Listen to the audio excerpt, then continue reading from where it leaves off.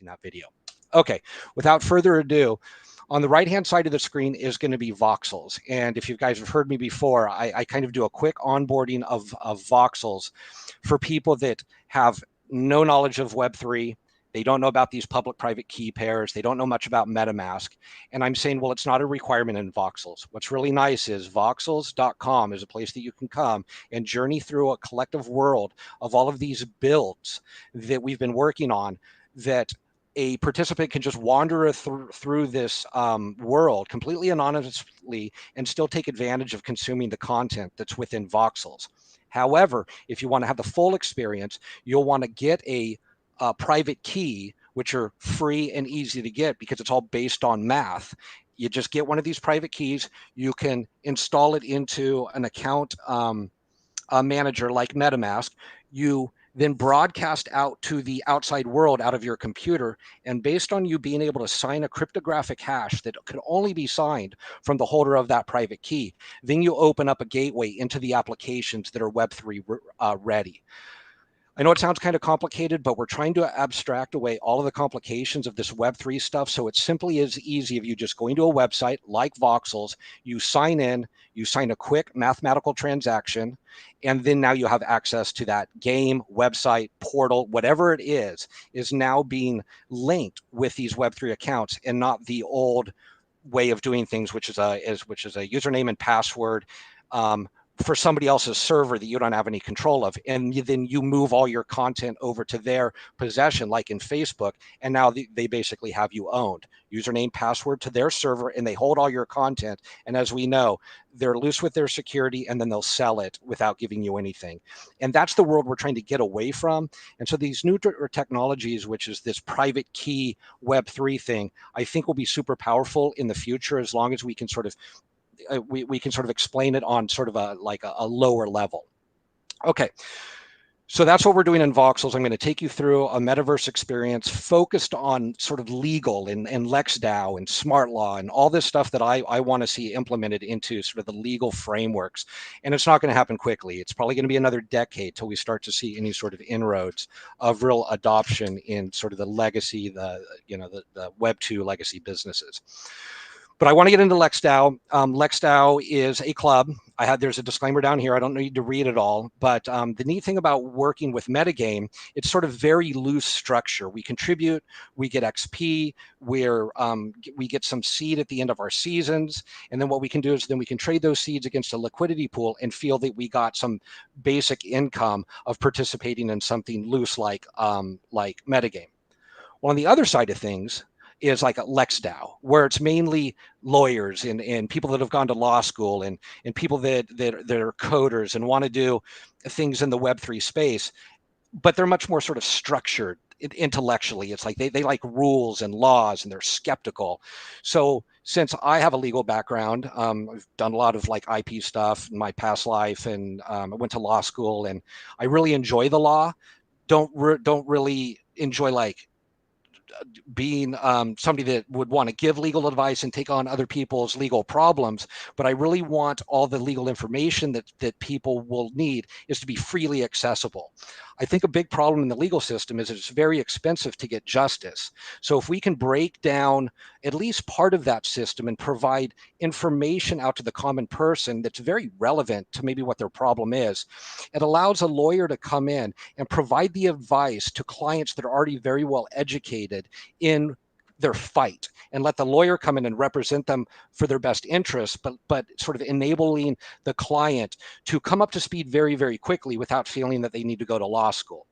And I have seen over the last 2 years, I really think that we can do that in a metaverse game-like way, that based on people's needs, we kind of guide them over to an area and say, wander around and start reading the walls. And it's numbered. It's like there's number 1, 2, 3, 4, 5. And once you're done with number 10, you should be able to go to your attorney, or you should be able to go to a small claims court, or you should be able to like do some sort of alternative dispute resolution without maybe having to engage a lawyer with a high expensive retainer that maybe is going to get burned very quickly, that might even exceed what your claim is worth anyway. So back in 2018, I was highly motivated once I heard about Ethereum to sort of start working with legal protocols. And then I met Ross for Lex DAO, and I said, look, here could probably be a good group that we can start experiment with some of these Web3 related technologies. And so now my journey is going to be to expose the people on this call to what Lex DAO is, and then kind of show how I got here and maybe the value that I can provide through Lex DAO in the general Web3 world, using Metagame as that sort of story, or start to show people how Web3 works. But always being mindful is that we have to operate within these legal constructs that are part of this existing system that we operate in. So trying to herd cats, these sort of like anarchist cats, and then say, look, there's proper frameworks of doing things. And I understand that we like to operate kind of outside the rules, which is very metagame, but we want to plug it into frameworks that actually make sense so nobody gets in trouble. Because if the federal government comes after you, it's going to be very expensive, lengthy, and you won't be able to focus on what you want to focus on because you're going to get focused trying to get yourself out of a jam with the government. So I think that there's a really good place to have Lex DAO in all of this. And that's what I'm trying here to do today, is try to sort of bridge the gap in there. Okay, so partly of what I'm going to do in the next few minutes is try to show you where those links are, and so we can start to use what's cool in Metagame and then maybe insert it into Lex DAO and take what's really cool in Lex DAO and kind of bridge it over to things like Metagame, that's basically operates as a group of people that are working on like-minded technologies. Okay, so in Metagame we have these things called profiles. And I think we're probably familiar with what these are. Each of us as a player has a profile, and these profiles are partially built on a decentralized identity, and we do that through something called self-ID. Okay, this is a project backed by 3Box. Michael Senna started this several years ago, and it's trying to sort of solve the Sybil problem. That with these Web3 accounts that are very easy to get, you could keep spinning them up and say, oh, I'm this person, but I'm really that person over there, and I'm this other person too. Well, that kind of breaks down a system, because then it's not true to maybe one person should have one identity and one vote. And that sounds reasonable. Well, people like me, it's like, I don't just use one Web3 account. I have a Web3 account for my business, and I have one for Tenfinney, and I have one for a citywide project in Voxels. So the way that I look at my identity, it's kind of a collection of all of these DIDs, but they all kind of point back to the same person. Which is really nice about on-chain stuff is it's kind of hard to stay secret for too long. So I kind of took the other tack. I go, I'm just going to be public. If you want to go, scan the chain all the way back for 4 or 5 years, you'll see where the genesis was. And I started this wallet, and I collected some assets here, and I did some here, but it's all me. And so that's kind of the way I approach it, is not to try to be anonymous, but just try to control my identity through these Web3 wallets. Okay, so right here is a way that you get your self-ID. Anybody can get one of these. You'll see that I'm Tenfinney. My first name's Scott, and I have a profile in self-ID. So when you query it all up, and the profiles in self-ID are they're pretty short. It gives you a little description about yourself, maybe a website you want to expose. You can talk about where you're located in the world, and give a couple of social links. And that's really all that self-ID is capturing for me, and it's getting stored in this network, these nodes that are located throughout the world. And I'm always tracked, at least my Tenfinney account is tracked by this DID, decentralized identifier. Well, what's neat about this is Metagame didn't have to create this protocol, but we use it. And that's what queries up our profiles within Metagame. So when you come through here and you look for my profile, you'll click in here, it says experience in decentralized node computing. Well, if you go back to here, well, it says the same thing.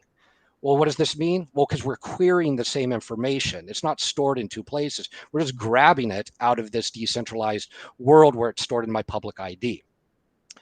Well, these can also be updated too, because maybe my interests are going to change, or maybe I want to post up a different website. So I could connect on self-ID and modify any of this standard profile, or I can do it like within Metagame. So if I went over to Metagame, I could also edit my account, change the description, and then that will broadcast out to self-ID to update it there. So you can do it either way within Metagame. The reason that I'm bringing this up in a talk for Lex DAO is we're trying to start now take these really, really cool technologies like Metagame is building and see if organization that I believe is very respected. It comes from a sort of a legal way of doing things, and I do know that we need these legal frameworks for all of this to work out. So eventually we can get done with all these scams and all this stuff that is really hurting us in this technology we're trying to adopt. When you guys have guys like Do Kwon and others making mistakes and taking out huge markets with them, that's going to be a stain for a long time for us. So what we have to do is start just embracing, maybe sort of on the Web3 level, is these practical applications, and not just changing, making money on your tokens and eventually, having it fall and all of us getting bent and getting set back for several years. The ramp for this legal stuff is 10 years. I don't know, maybe it's 12 years now because of what just happened in the last 2 weeks. But I'm just going to keep focusing on this stuff and kind of letting all that other stuff play out. Okay, so now we have a profile. We query self-ID. You'll also see in our profiles, some of these things over here don't have anything to do with self-ID. Like self-ID doesn't care if I'm available for 10 hours a week or what my favorite emoji is. But in Metagame, we care. So what we do is these profiles are partially based on that decentralized ID, which is that self-ID. But then we also query players or participants within our own user interface so we can let them build out their own profile about what they want to extend out to the world. Within Lex DAO, we also, now I'm going to move off of, kind of profiles in Metagame, and just briefly, I'm going to talk about like how I got here and why I'm so, passionate about this stuff. Once I heard about Ethereum, I was just getting out of law school, and I was like really, really deep into like constitutional law and evidence law. And I was like really wanted to know how our system worked. And once I learned about Ethereum, I realized that there was going to be a better way to do things within our court systems that was going to save billions of dollars. Because if you track chain of custody in most evidential records, you might want to say, oh, it's just a photograph, and I'll just take that photograph and bring it into court. We can't really do it that way. There has to be a chain of custody. Who took that photograph? When was it taken? Did it represent the scene the way that it's represented in the photos? Well, all of that stuff requires a witness. And that witness typically has to spend money to go to court, to go into, sit in, to get called up to the jury box and raise their hand. And then the lawyer goes, is this an accurate representation of the crime scene the day you saw it? And they go, yes, it is. And they're like, thank you very much. You can go home now. And that's just one aspect of how court systems work. So once I started looking at evidentiary systems within our existing framework, I realized that there's a massive opportunity. So I wrote this like 20-page paper that's probably a little bit outdated by now, but it really gets into the deep dive of how evidence works in court systems. And this is just one use case. It's just one that I'm particularly passionate about because I see a lot of people getting kind of raked over the coals with, it's happened to me too. I've spent a lot of money on lawyers and IP stuff. And a lot of it is like this information that a lot of people should consume for free until they actually need the legal advice to do the right things with it. So my passion is trying to get people onboarded into Web3 in the shortest amount of time. So once they understand how to encrypt information, get it in a safe spot, document it with a chain of custody, it can start to change our legal system. And there's use cases that it's so important, like things like domestic violence, where there's documents of the abuse, like on somebody's telephone, knowing that the perpetrator, if they get a hold of that phone and realize they're being recorded for like a domestic violence, and they might go to jail and they're already kind of an asshole in the first place, this person who the violence is getting turned against, it could make it worse for them. And now we're talking like life and death situations. So you really want to get this evidence kind of somewhere else, knowing that it's secured, so it's not like sitting on a device, on your desk. And I could use a bunch of use cases, like what if you have a storm and your computer goes underwater and you lose all your data, those type of things. Body cams in law enforcement right now. Law enforcement is having a huge problem right now managing all the data for all these body cams because they leave their shift. They've got another like 100 gigabytes of data. And now how are they going to store that data? Where are they going to store that data? How are they going to document the chain of custody that eventually needs to get to the court system? So these are things that we're like figuring out on the fly. And the Web3 is actually a really, really good solution for it. So that's why I'm kind of like really sort of passionate about sticking with this, because I know eventually it just needs to get plugged in simply for an efficiency reason. Court systems aren't going to buy into this if we're competitive against a court system. So we really just want to be complementary to it. We want to show a court system or a municipal courthouse or anything that has to deal with evidence or private investigators. And we want to show them that there's an easier way to do it, but it's going to take a long time in order to plug that in. But it's not going to be adversarial. In doing so, it's going to be complementary, so they know it's just going to free up their staff to do other more important things, that we don't have to worry about the chain of custody and electronic documents anymore. Okay, so I know that was a handful right there. What I want to show is people is just how easy it is to get a public-private key pair. You don't have to go to some like sophisticated website to do it. So several years ago, I just created a quick little app and said, look, if you just go to this application and you just like, this is what most people's like websites look like. You just go here and you're like, you know, you can create an identity now. But really what I've done in the background, if you click inspect and you go into what's called your console, anybody can do this from any of their browsers, it might look a little bit different, but you'll see this has a public-private key pair right here. And now don't worry, you know, if you're looking at my screen, I haven't exposed anything. There's no money in this. It just got generated right now. And watch, like, we'll look right here. This one starts with like an E90. You know, this is the public key, and the private key is this long thing, 0sec CE215. So if you wanted to type that on your own and import that into MetaMask, which is your account manager, you'd have an active account right there, and you would be able to expose the public key to whoever you want, and you would keep this secret. And now you would be able to start to use this account for doing all of the cool Web3 stuff, including what we're doing in voxels today. So if I just refresh my screen one time, you'll see that this number is now going to change. Now it's not an ED that was up above anymore, or E9. Now it's an F4. And I can just do this all day long. And it's just going to keep, all it's doing is running math. It's just saying, okay, we've calculated this private key, and this private key has the public key of 040ED. And I can do that all day long. So what I'm trying to tell people is, once you've got this private key, secure it, hide it. You know, write it down in 3 parts and scatter it throughout your house, whatever you need to do. But this is your key to unlock your house, your account, anything. So keep it secret. And if you need one, just spin one up on this users.onelaw.us and you'll have one. The reason I'm telling you that right now is, with that private key, you can install it into what's called an account manager, or other people know it as MetaMask. So MetaMask has this feature that just says import account. So if I click this and I took this key down here, this one I exposed, that private key, and I just copy it and I paste it in here, it'll now give me another account in my account manager. So once again, just up here, you go into import account. If I pasted that in there, import, let's see, maybe I gave it too much. I want to copy the message maybe. And this is a plugin right here. This is what you can plug into your browser that allows you to make a connection into Web3. So I'm going to paste the private key in there, import it, and now it knows what account it is. So if you probably can't see it, it says 0x40E. Well, guess what? It's right. It's this one right here. Okay. So I need to make myself a note here, never to use that account, because I just exposed the public key. So just to keep me, so I'm going to connect to that one I just made. And then in MetaMask, you go into account details. I'll just say, this was an MF2, kill it.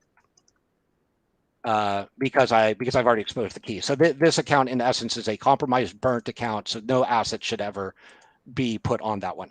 So hopefully that gives you a way to like, okay, well, now I got it. Now I have a private key. I've installed it into my account manager. Just really briefly, an account manager is like MetaMask. It's a plugin. You just go into the plugins, extensions of whatever browser you use and look for something called MetaMask. Make sure you're using the right one.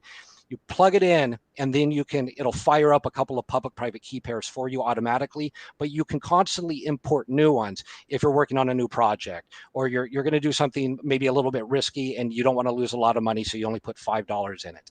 Because what you're doing in this account manager, and you'll see over here, I have a bunch of different accounts in here. Well, they're all me, and they all have a little bit of money in them. Some are on Ethereum, some are on Polygon. It all depends on what I'm doing. And then by signaling through my account manager to the outside world, I can now sign cryptographic transactions that prove to the other side that I am who I say I am. Now that's important to point out for the rest of my demo, because now I'm going to get into some fun stuff. Okay.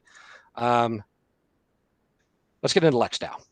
Okay. So Lex DAO, as I said from the very beginning, Lex DAO is basically a group of people like-minded to try to bring this Web3 technology forward. And originally it was started really looking at smart contracts. And that's really been a lot of the focus of Lex DAO, but it's turned much larger than just smart contracts. So if you come up to the top here, Lex DAO, since I believe Lex DAO is doing it right, we've got a very, very large roster of professionals already. A lot of the DAO world is not professional. A lot of it is just sort of renegade, like I said, anarchist cat stuff, just trying to figure out how to make, a name for themselves and to have some fun doing this. But a lot of these people in here have had to go to school for a long time to learn what their expertise are. So simply the fact that Lex DAO has this on the website that we can scroll through here and find that there's people, some are attorneys, some are just like legal engineers like me that have a JD, that have gone to law school, but are more interested in doing business and tech. And then there's other people in here that are just tech people that don't really know about the law, but they offer enough skill set to come into Lex DAO to try to sort of move the whole thing forward. So Lex DAO is this mix between sort of coders and lawyers and then legal professionals or people that just are committed to making a system work better. So this is really cool. And this is just attached to Lex DAO. So all of these people on this list probably hold a token, the Lex DAO token. So you can make sure that if somebody says, hey, I'm Jared Cohen of Lex DAO. Well, if you find his Web3 address and you find a Jared Cohen without the Lex DAO token into it, you'll probably realize that you're talking to an imposter there. And that's great about the previous call that the previous guest we had, because they were talking about badges. Well, that's what we're talking about here. If a person can prove based on a cryptographic signature that they are in possession of an account, it's almost undeniable that you can assume that that person, if they have the credentials within that Web3 account, not only are skilled in what they say they're skilled in, they're actually the person that has the skill. It's not somebody just trying to act like that person. Okay. So that's cool that you can do in Lex DAO. There's a blog in there. We did the directory. There's a lot of governance that takes place in there. I think that we just rewrote a constitution. I think we're this is a DAO house. I think this is a DAO house DAO. I know when we started this, we were like an Aragon DAO, and then when we came over and did a DAO house DAO. So it's really nice in Lex DAO. You can kind of see the activity, who's involved. We have 97 active members in this current DAO. There's proposals. I don't need to get into all the DAO operations because it's a little repetitive. But what I want to do is jump into what Lex DAO is actually promoting on the homepage. So let's get back to the homepage over here. And then down at the bottom, there's the Discord, and there's a lot of activity in the Discord. Lex DAO has gotten to a point now where there's even like tier 1 and tier 2 projects. Some are getting funding. Something like called Kali DAO, which is like an offshoot of the Moloch DAO, I think just did a partnership deal with a company in Europe and just got like a bunch of funding. So it's also neat to go into a DAO like Lex DAO. You participate for a while, you maybe make some alliances, maybe you've got a side project that isn't owned by Lex DAO, but you're able to use Lex DAO as sort of the process of finding the people that you want to work with. And then a lot of people take that project outside of Lex DAO, and then it becomes this private project. Kali DAO is one of those. And like I said, today in Twitter, I wasn't up on Kali DAO, and then all of a sudden there's an announcement, and it's great. Kali DAO's got some funding, and that's with some, OG members of Lex DAO that I think can take that project further, which I think is great. So let's get back over into Lex DAO. Now, not a lot of people that are outside of coding are really thrilled with having to use this thing called GitHub, but this is a good place where you can actually see what Lex DAO has. We have a constitution, we've got some smart contracts, we've got some operating guides, lists of who our engineers are, side project where we're working on like an arbitration system. So you can kind of browse through here on your own. We've got some information up at the top, the Twitter, where we're at right here. But what I want to do is focus on the crypto voxels part, because I think that this is really where the opportunity is at, especially sort of in the near future where I think that if we provide content in a gamified way for people to consume, imagine that you were having like a dispute with your landlord and it really felt shitty. And it sucks because it's like for some reason you're at odds. But if you could go into this space and kind of learn about what it's like to have to go through either a settlement or a small claims court, and you could do it in the way that you could like kind of check in, check out. Maybe it takes you a few hours to do it. Maybe you get some reward systems along the way. Maybe it connects you with a lawyer that is kind of very, very well versed in your jurisdiction and what your case might be about. Well, those are all things that we can start working on. And I think Lex DAO providing the legal framework, the metaverse providing a gamified way of doing it, and these DAOs that have a lot of valuable members with really good skill sets that can help build those systems out. I think it's a really good combination. So it's a matter of the Web3 Legos, and I think we have all the ones we need. We need a metaverse, and there's a lot of them right now. I just happen to be invested into crypto voxels, so that's where I'm going to do my build outs. And we have to have community, and that's what I think Metagame does. Metagame seems to have a pretty good reputation, even though we're kind of like slow to iterate and keep people involved. At least we're providing the tools in this sort of shared way that as long as we can keep the relationships up with DAOs that have the talent, I think it makes for this sort of supercharged ecosystem that doesn't become what we're worried about, which is they start working in silos. The silos is the enemy of us. If we keep working in public, these systems will get built, and then we have to find ways to financially stabilize it and sustain it. And I believe that will come because little by little, we're going to start to get support from legacy Web 2 businesses. I'm not talking about VCs that just need to like 5x their money. I'm talking about the actual endpoint legacy 2 businesses that say this could really help our bottom line, like an insurance company that deals with so many mounds of paperwork. And just think about like car accidents alone and how many reports are built. And some of it should be shielded from, the doctor can send the report to the insurance company, but doesn't want to send it to the opposing counsel. And the insurance company might become at odds with their own policy holder. So there's all this information that needs to get like moved around in the right spots. And tokens, 1155 tokens, 721 tokens, that is the linchpin of starting to work within a system to say, here's all of the information that could be related to this insurance claim. The police report, the accident report, the adjuster's report. And if those things can get now converted into secure digital assets that are encrypted onto something like ARWeave or IPFS, that's half of the battle because now we've got the data safely out there, consumable 365, 24/7, 365, presumably forever as long as it's penned. So now the content's secure. And now we know on this other side that based on something like a claim, an insurance claim, we only want certain information to get exposed over time. Well, how do we do that? We'll now start token gating that. Start to say, okay, the lawyers, lawyer, you get this, the judge only is going to get to see this later on. The jury's not going to get to see anything until the end. And so we start to work with systems like that. But I know I'm talking like kind of like a crazy person that's like, well, how are you going to do that? Well, I think we can do that by breaking this down into real simple things that we're already doing like in any given day. So that's what I want to take you through is, for one, this parcel right here is CryptoVoxels parcel 22223.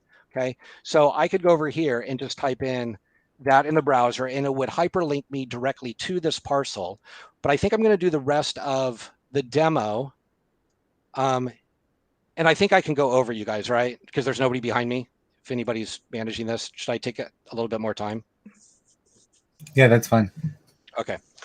So what I'm going to do is I'm just going to finish up really quickly to talk about token gating, sort of in a Web 2 sense, because that's kind of where most people's heads are at. And then for the rest of the demo after that, I'm going to take you into the metaverse and show you how it plays out in real life. Well, real life in the metaverse, I should say. It's supposed to work like real life, but we're going to do it in a very, very non-threatening way over in CryptoVoxels. Okay. So let's start right here with Metagame Achievements. We had this initiative within Metagame to come up with these like achievement NFTs, ones that we would be able to airdrop basically to our players. And then based on all those players who are part of our database have probably a self-ID, DID out there. But what I'm saying is they're part of our database. So I was able to go into the database, query everybody that had a Web3 account in Metagame since the very beginning. And then I airdrop them all of these access tokens. So if you've ever been affiliated with Metagame, you should be able to go into your connected account and you should be able to find this token in there. So MetaFest Web3 Skills token. You'll see 647 of them have been issued. And if I click on the 647 number, it goes out and queries the blockchain. And now we can see everybody that's got the token.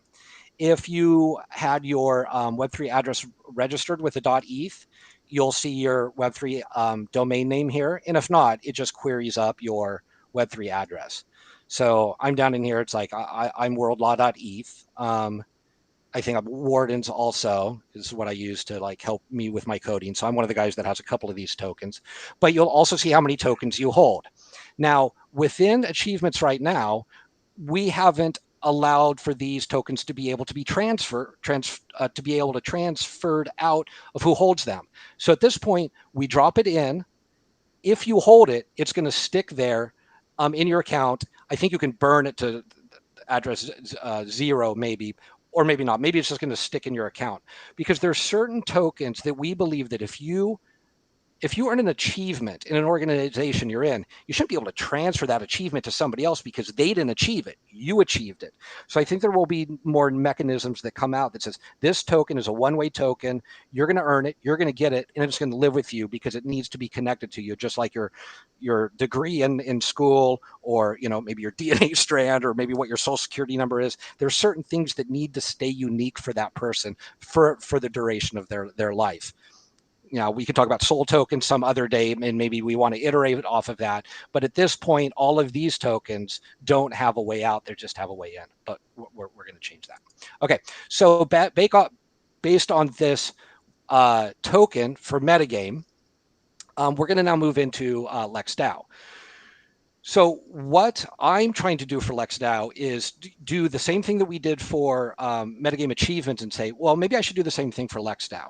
And like, how would I do that? So the way that I did that is I went out to find out, well, what's the existing Lex DAO? What's the existing Lex DAO membership?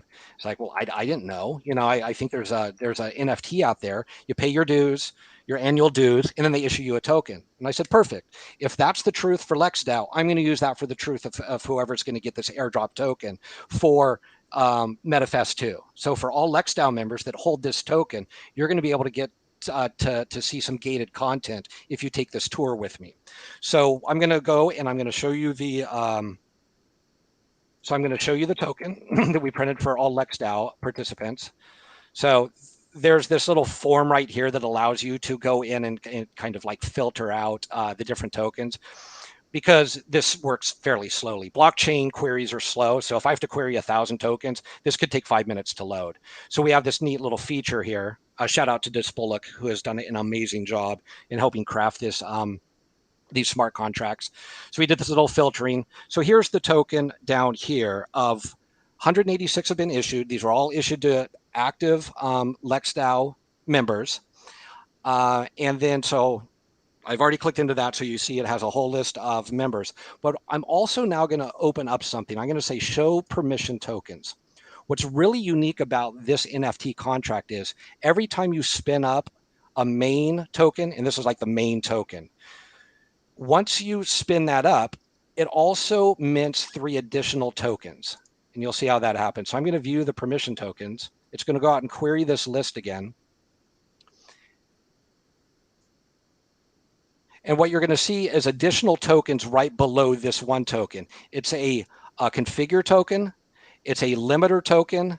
And the third one is a minter token. Let's see. I'm going to do an offset 0. Let's see. It just needs a secondary query. Okay, so now you'll see, I guess it's also important to point out this too. Also, you have the ability in this smart contract is to also assign like super users. So super user is me. I have the ability of doing anything in here except like messing around with people's tokens that they mint on their own, because I'm not a super user of their token. So what we did down here is you'll see that 3 additional tokens were minted right behind this one. So 4 is a main token. That's the one that we airdropped 160 of. And now there's 3 additional tokens. Think about an organization that maybe has like a chief, and they go in there and go, hey, okay, we want to do this NFT thing and we want to give all the employees, this kudo, and everybody's got this kudo attached to their employee-based Web3 account is going to get a T-shirt, and so come to the garbage cleanup on the weekend. So the people half show up and half stay home. Well, all the people that showed up, the boss is too busy, right? Because he's out doing boss things, but he or she has allocated the administration of that NFT to other people. And based on the roles that you have, they're pretty self-explanatory. This one can mint additional tokens. What token? This token. Because they're attached to that token. The configurer can go change the metadata. So if you wanted the token that shows up in OpenSea to read differently, they can actually change that because that's done in a different file. That's not done on chain. It's done on a different file. And then there's the limiter. So let's say you wanted to prove to community that you're just not going to keep flooding the market with these PO apps. And so the limiter would be able to create a limit on how many of these tokens were created. Okay, so moving into this one, this would be the Lex DAO token that 160 of them have been, 186 have been issued, and you can also find those also on OpenSea. Why? Because once again, we're talking about Web3. OpenSea doesn't store this information. OpenSea just knows how to query it. Just like we know in Metagame how to make it, we can query it ourselves because we know how to query the blockchain. But OpenSea has been a market leader in saying, okay, if there's a token that exists out there, we know how to find it. So this token was minted on the Polygon blockchain because of the low cost for doing so. You'll see there's 185 owners of it. I don't know, it said 186 on the other one. I'm not sure why the difference in number one. And then what's nice about this token is that we started to mess around with some of the tags. So now you have the ability within NFTs to start to boost up the NFTs. You're starting to do it in a sort of a gamer sense. You could say, okay, based on these people that are doing a lot of participation, we're going to drop them a token that allows them to level up faster. Well, how would you do that? We have to start embedding data into the NFT that is queried. It can't be tampered with because we're going to go look at the NFT for it. If the NFT has that as a property, then we're going to use it within our other system. And the sky is the limit for that. And we can have some other call one day about breaking down specific use cases about how that can be useful. And this one, there's even like a day on it. So I'm going to say this token is good till the end of the year, and then it expires, which means on January 1st of next year, whatever this token allowed the person to do will no longer be available if we query the NFT and said if date after Saturday the 31st, no access, is going to be granted anymore. So we can start to look to the NFT to start to give us instructions based on the way that it was minted on minting day. So the token ID, you can find it here. You see it's an 1155, which means we can airdrop the same token to multiple people. And that's very efficient to doing, opposed to the 721, which is a unique token on its own. So each token owner has a different 721, and that's expensive to send 1,000 of them out. Where if you're using 1155, we can just send out 1,000 of the same token to 1,000 different people. And now we can do that within our smart contract. And if you want to go look out more about the smart contract, it's published. Disbullock did an amazing job. You can read and write it as a proxy, which means it's upgradable. And I'm still trying to get to terms with what all that means, but all of the code is public. So somebody could just come grab this code, fork it, and have all of the same functionality that we have. You put it in a user interface like we've done, which I think was way back over here somewhere. Somewhere in here, I had our user pro.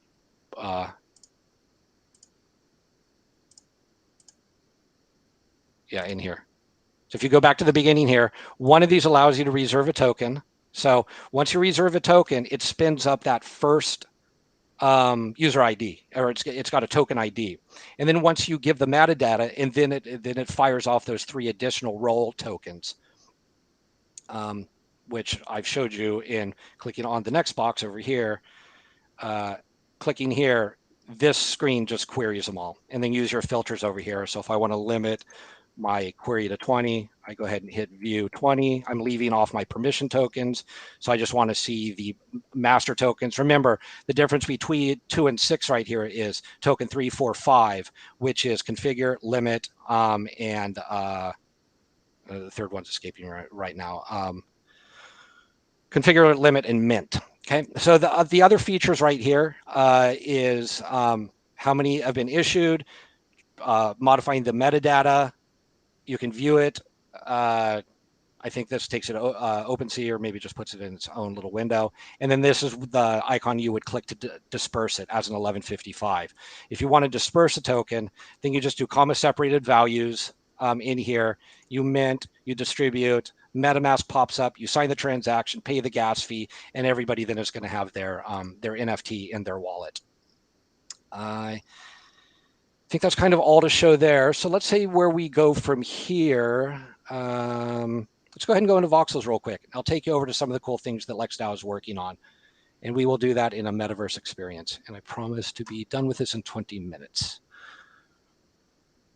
Okay, so what I'm going to do is I'm going to maximize the screen. And those that have seen me do this demo before, bear with me, because I'm going to try to start it from the beginning every time. For somebody that has never been into a metaverse, they've never played Minecraft, they don't know anything the hell I'm talking about, these tokens and this token gating. So we're going to take this experience as if you just said, go to this website. Okay, so go to voxels.com. You don't need a credential, you don't need a credit card, you don't need a Web3 account. And so we're just going to push play. Okay, you'll see up here, I haven't pushed anything else but the play button. And voxels is a pretty big world, but once you spawn into crypto voxels, or now known as voxels, you're going to see that you've landed somewhere. And in the lower right-hand corner, I just flew this out, and it looks just like an aerial of like a big city map. So you want to pan out a little bit. And as you pan out, you'll start to see kind of the world coming together. It's a flat world, but there's all these islands that surround all this blue water, and it's getting big.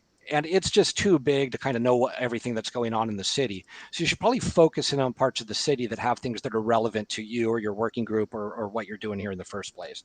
So I'm just going to kind of like zoom in on it for a second. We've just spawned over here, which is kind of the main and main. There's a road that goes fully north and fully south until you hit the ocean. There's one that goes fully east and fully west until you hit the ocean. And we're gonna wander off in this direction, the eastward direction. So I'm going to go ahead and close that map here, and you'll see it's still down in the corner down here. And I can like make it a little bit like zoomed out. And if anybody is following along or trying to do this later, I want to make this really easy. All you're going to do is you're going to point your avatar with your mouse, just point off east, and you'll see your arrow in the lower hand corner pointing east. And if you use your arrows and you hit your shift key, you'll start running. Okay, so I'm running east. You'll see me moving in the lower right hand corner. I'm just running east. And I just know the reason I'm running this way is because this is a lot of where our MetaFest assets are. So I know that I can take people on a journey, and I can put clues or a treasure hunt or things like our MetaFest questing, where we assemble private keys and grab some rewards on the Web3 from the Web3 chain. In here, there's a clue in here. If you just read the treasure hunt clue, you'll be able to pick up that pretty easy. If you continue looking down eastward, you'll see this little blue and red building down there. And I'm just going to run down to it real quick, because this is also ties into our Metagame Metafest Lex DAO, all the stuff that I want to be working on. It's all part of these like group of parcels in this 3D world. And if you're wandering around and you're in one of the parcels that is part of it, you hit one of these keys and it'll always hyperlink you right back to this parcel right here. This parcel is just what we call the hub. And all of these little items right here represent a location in CryptoVoxels. Like I said, it's getting really, really big. So you got to kind of know, if you go into a shopping mall, you kind of want to know where the stores are at. And then if you come over here, you'll start to see that's where we started in the middle. We ran east, and now we're kind of part of all these red numbers and blue numbers. Incidentally, the blue numbers are, I think, numbers that I think Jen, one of the metagamers and who presented earlier, he has control of those parcels.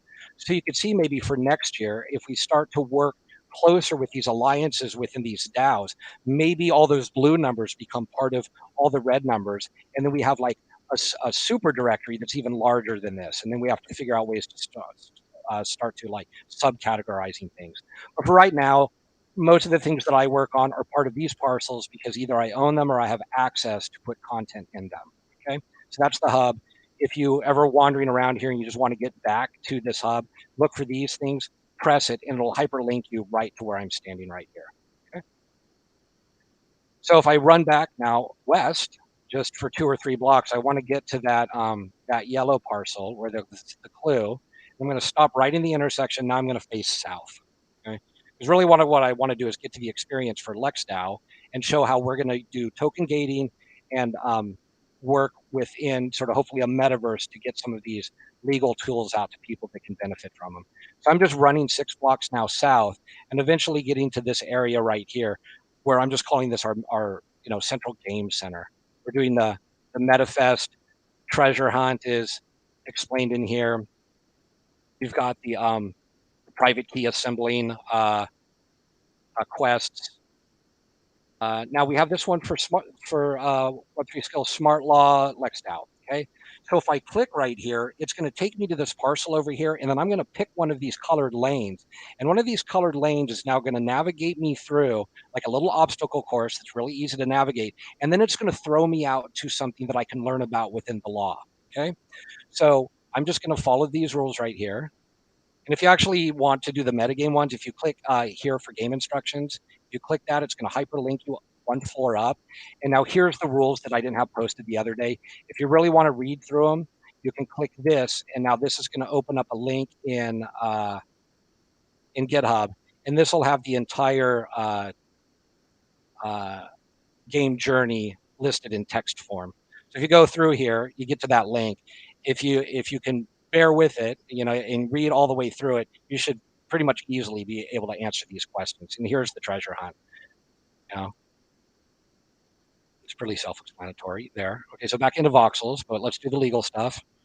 And on the backside of this panel, it's a better explanation of the treasure hunt 1, treasure hunt 2, quest 1, 2, and 3. And they were kind of fun to do. I think next Tuesday or Wednesday near the closing ceremony, if I have time, I'll take you through each of the journeys to show you where the clues were at, if anybody had a hard time finding them.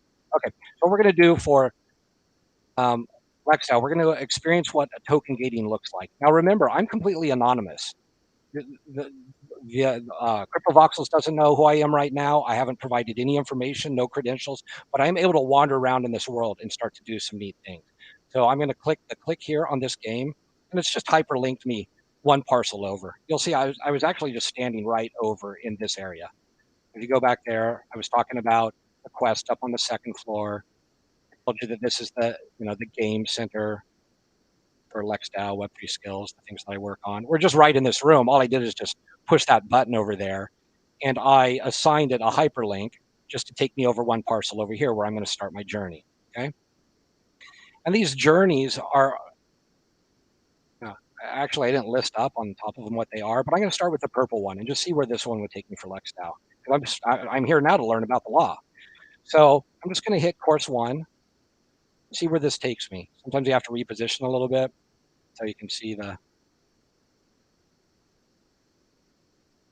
like it kind of behind a little curtain.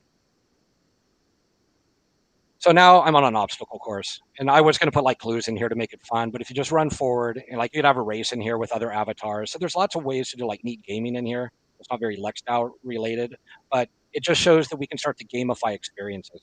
And so now I'm like downstairs, and I'm trapped in this little like glass booth.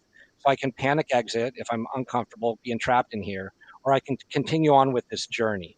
This journey is now going to take me to a place that probably has a token gated parcel.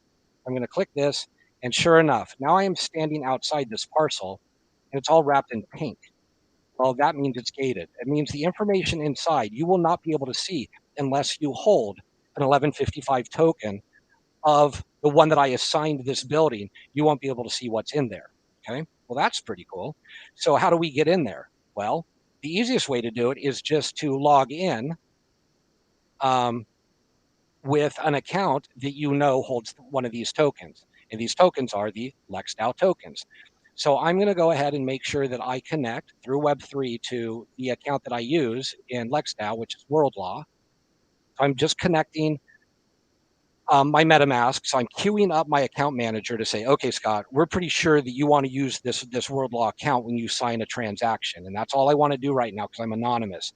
So first I told the account manager who I am, and now I'm going to sign into Voxels. So I'm just going to sign in. I'm going to sign in through my plugin. And now it's going to ask me to sign a cryptographic signature. And that's all I'm doing. I'm just signing a signature that says I'm going to abide by Lex DAO's terms and condition. And I'm doing that by simply sending a mathematical equation across this internet world and signing it with a private key that only I have possession of. I'm going to go ahead and sign that transaction. Now, CryptoVoxels know who I am. Thinks I'm Regency, so let me log out one more time on that. I knock all the way through with the process. So I'm on world law, so it would still thought I was somebody else. So I'm going to sign in MetaMask. It now uses my world law Web3 address, and I'm just going to sign that transaction, which just verifies that I have that private key.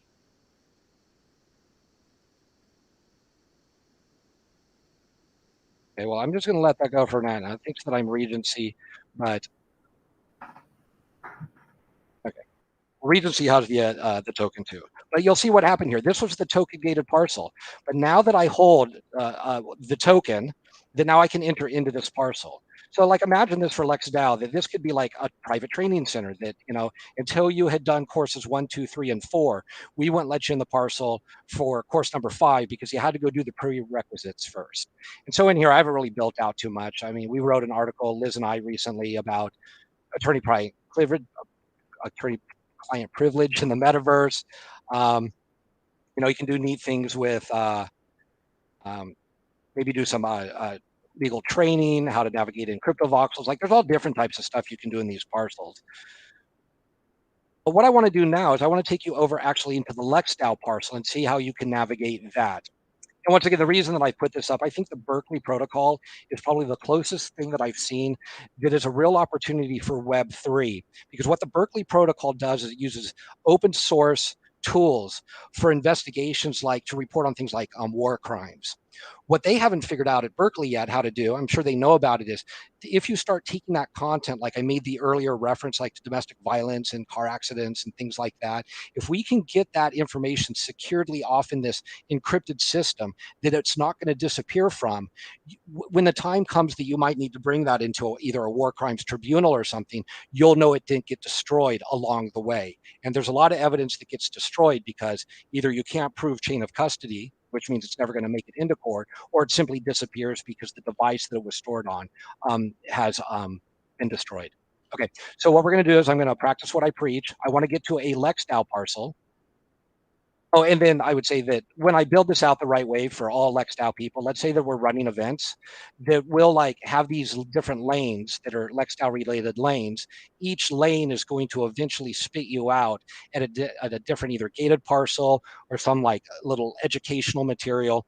So we will then constantly be updating these. So we'll say, hey, do the yellow lane today. And if you go the yellow lane, maybe you'll pick up 2 or 3 clues along the way. And then once you get to the gated parcel, you've got the token to get into it. So now you can enter the parcel and you have 3 clues that now you'll enter in within that gated parcel to either level up or get the next POAP or whatever the heck it is that we're trying to do to incentivize you. Okay. So now I'm just going to hyperlink to the Lex DAO parcel, which we know from looking at the Lex DAO webpage, it was parcel 2223. But I'm going to do it this way, like I said, so I can practice what I preach.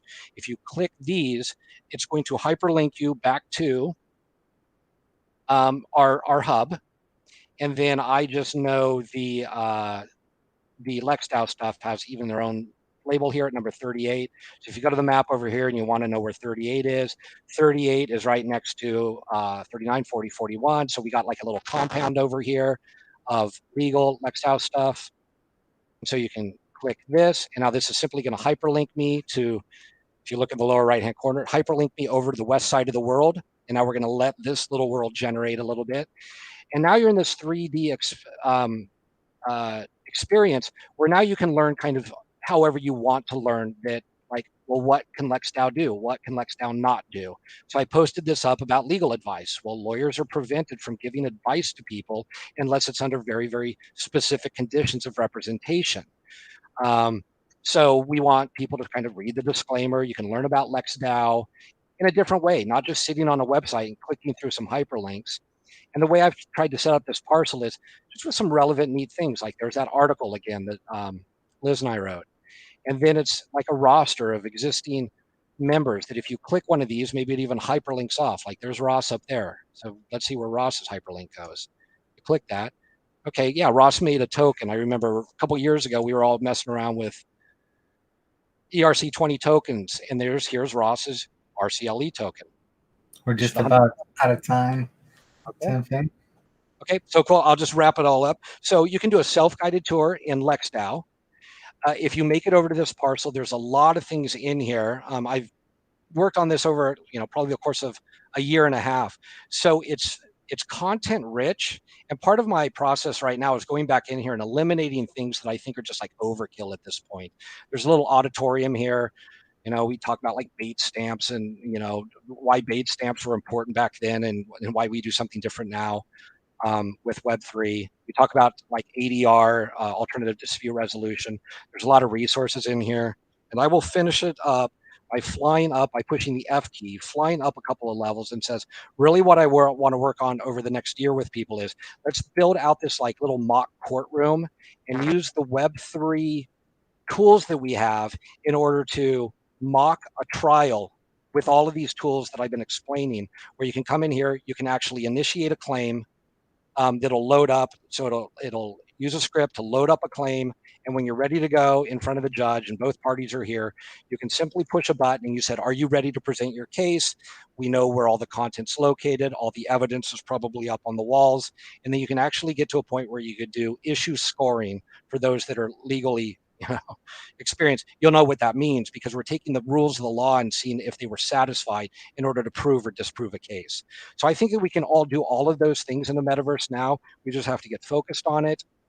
And to finish up, how am I gonna do this with other people? It's like I think I'm about ready to kind of lean into the Discord server. I've had one for a while called Web3 Skills Smart Law, but I haven't really had a need to bring a lot of people in. But I think I'm getting close to it, where if I can come up with an incentive program to incentivize people to come in and participate in this, and there's enough of a reward system, I think that we could get a lot of good production out of it. So I'll make an announcement of that soon. And that's it. That's like Lex DAO and Metafest 2.